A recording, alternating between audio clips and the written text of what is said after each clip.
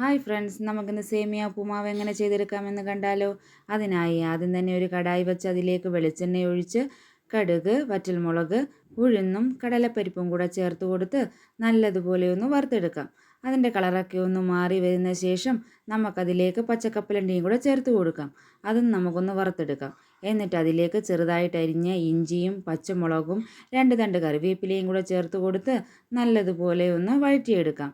ഇഞ്ചിയുടെ പച്ചമണമൊക്കെ ഒന്ന് മാറിയ ശേഷം നമുക്കതിലേക്ക് അരിഞ്ഞു വെച്ചിരിക്കുന്ന സവാളയും ബീൻസും ക്യാരറ്റും വേവിച്ച് വെച്ചിരിക്കുന്ന ഗ്രീൻ പീസും കൂടെ ചേർത്ത് കൊടുത്ത് നല്ലതുപോലെ ഒന്ന് മിക്സ് ചെയ്യാം.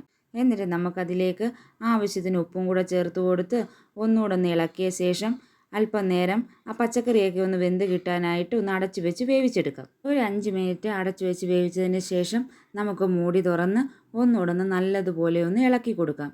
എന്നിട്ട് നമുക്കതിലേക്ക് 1 ഗ്ലാസ് വെള്ളവും കൂടി ചേർത്ത് കൊടുക്കാം. ആ വെള്ളം നന്നായിട്ടൊന്ന് തിളച്ച് വരുന്ന സമയമാകുമ്പോൾ നമുക്കതിലേക്ക് 1.5 കപ്പ് സേമിയയും കൂടെ ചേർത്ത് കൊടുത്ത് നല്ലതുപോലെ ഒന്ന് മിക്സ് ചെയ്തെടുക്കാം. ഞാനിവിടെ എടുത്തിരിക്കുന്നത് റോസ്റ്റഡ് സേമിയ ആയതുകൊണ്ട് വറുക്കേണ്ട ആവശ്യമില്ല.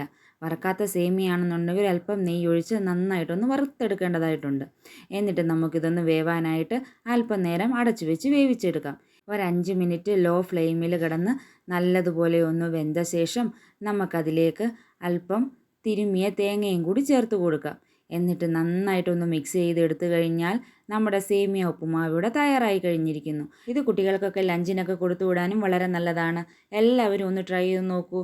ഇഷ്ടമായെങ്കിൽ ലൈക്കും ഷെയറും സബ്സ്ക്രൈബും ചെയ്ത് സപ്പോർട്ട് ചെയ്യാനും കൂടെ കമൻറ്റ് ചെയ്യാനും മറക്കല്ലേ. താങ്ക്